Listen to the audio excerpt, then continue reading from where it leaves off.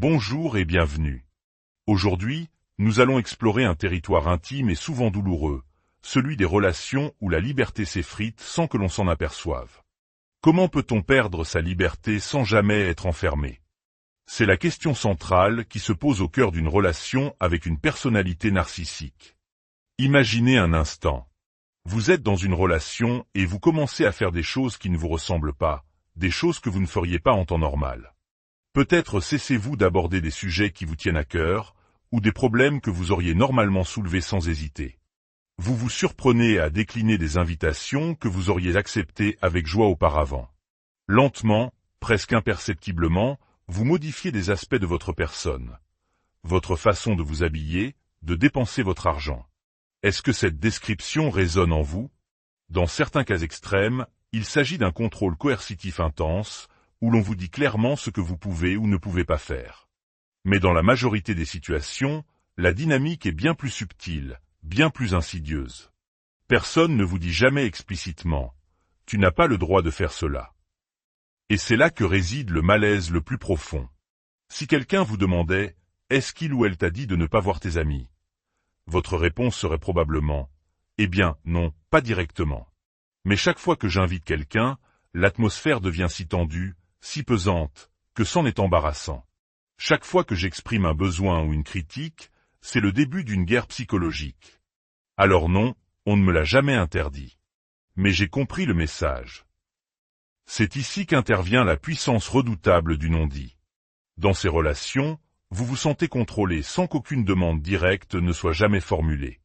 Une fois pris au piège de cette dynamique, le sentiment est terrible, car s'ensuivent des disputes interminables où l'autre utilise le gaslighting, le détournement cognitif, pour vous faire douter de votre propre réalité. Il ou elle vous dira « je n'ai jamais dit que tu ne pouvais pas faire ça ». Et le plus triste, c'est que c'est techniquement vrai. Ils ne l'ont jamais dit avec des mots. Mais c'est une vérité malhonnête. Car si vous aviez fait cette chose qu'ils ne vous ont jamais explicitement demandé de ne pas faire, la situation aurait explosé. Mais ils n'admettront jamais cela, se retranchant derrière le fait qu'ils ne l'ont jamais formulé. Ils vous accuseront alors d'inventer des problèmes. C'est un mécanisme déroutant. Vous ne faites pas la chose qu'on ne vous a jamais dit de ne pas faire, mais vous savez, au plus profond de vous, que vous ne pouvez pas la faire. Dans une relation narcissique, vous perdez votre liberté. C'est aussi simple et aussi tragique que cela. Vous perdez la liberté de dire ce que vous pensez, de faire ce dont vous avez besoin, de demander ce qui vous est nécessaire. Vous perdez la liberté d'être qui vous êtes, de partager vos convictions. Cette perte peut s'étendre aux fonctions les plus élémentaires. Manger ce que vous voulez, quand vous le voulez, porter les vêtements que vous aimez, dormir quand vous êtes fatigué. Vous perdez la liberté d'entretenir les amitiés qui vous sont chères. En somme, vous perdez votre liberté d'exister en tant qu'être humain distinct et autonome. Pour ceux qui ont grandi avec un ou des parents narcissiques, cette liberté n'a peut-être jamais existé. Vous avez existé comme une extension d'eux, pour eux, à travers eux. Et lorsque le processus naturel d'individuation a commencé à l'adolescence, il a été saboté, contrecarré par la manipulation et la culpabilisation, sous-entendant que vous leur étiez redevable de tout. Mais dans les relations adultes, vous entrez généralement en pensant que vous êtes un individu libre, avec vos propres choix et votre propre identité. Vous rencontrez cette personne, et elle n'a rien d'un monstre. Au début, il y a même des moments merveilleux. Ils vous ont peut-être fait sentir incroyablement spécial. Vous vous dites que le contrôle coercitif, c'est pour les cas extrêmes, les relations visiblement abusives. Ce n'est pas mon cas, pensez-vous. Je peux aller et venir comme je veux, nous avons de bons moments. Vous trouvez le mot « coercition » trop fort, trop lourd. Mais l'est-il vraiment? Une personne narcissique peut vous contrôler sans dire un mot. C'est un tour de passe-passe psychologique redoutable. C'est le cœur même de la coercition. Forcer quelqu'un à faire quelque chose contre son gré, par la peur, la force ou la domination. La coercition n'est pas toujours un pistolet sur la tempe. Elle peut être silencieuse. Le piège se referme lorsque la personne soumise à la coercition commence à se sentir responsable de la situation. Elle se dit « je n'ai jamais dit non. Je n'ai jamais essayé de partir. Je n'ai pas exprimé mes préoccupations. » Mais cette auto-accusation omet l'alternative. La peur des conséquences si elle avait parlé ou agi. La peur d'un conflit dévastateur, d'un silence glacial pendant des jours, d'une rage destructrice. Le grand malentendu, lorsque l'on observe ces situations de l'extérieur, est de parler de choix. Quand la coercition entre en jeu, il n'est plus question de choix volontaire. Chaque action est dictée par l'évitement de la peur. Le choix se fonde sur la liberté et la sécurité. La coercition, c'est céder parce que l'on sent qu'il n'y a pas d'autre option viable. Dire à quelqu'un qu'il a le choix entre se taire et risquer de perdre la garde de ses enfants, son logement, ou subir une violence psychologique constante, ce n'est pas lui offrir un choix. C'est lui présenter une alternative si nuisible qu'elle n'est pas une option. Ce ne sont pas des choix, mais des arbitrages entre deux souffrances. On choisit la moins pire. La peur est le moteur de la coercition. Dans les relations narcissiques les plus courantes, cette peur n'est pas celle d'une violence physique. C'est la peur d'une dispute qui ruinera toute la journée. La peur de l'abandon. La peur du traitement silencieux. La peur qu'ils répandent des mensonges sur vous. La peur de leur colère. La peur de gâcher les journées de vos enfants. La peur d'être perçu comme mauvais ou difficile. Et il y a une peur encore plus profonde, plus existentielle. La relation narcissique repose sur une fiction. Nous nous disons que nous les aimons, que c'est notre famille. Mais au fond, nous savons. Nous savons que si nous nous montrions tels que nous sommes vraiment, si nous exprimions nos besoins authentiques, leur vraie nature se révélerait dans toute sa froideur. Et alors, nous serions obligés de remettre en question toute la relation, toute notre vie. Alors, ne rien dire permet de maintenir le statu quo, de préserver l'illusion. Ce n'est pas une décision consciente, mais une forme de coercition intériorisée.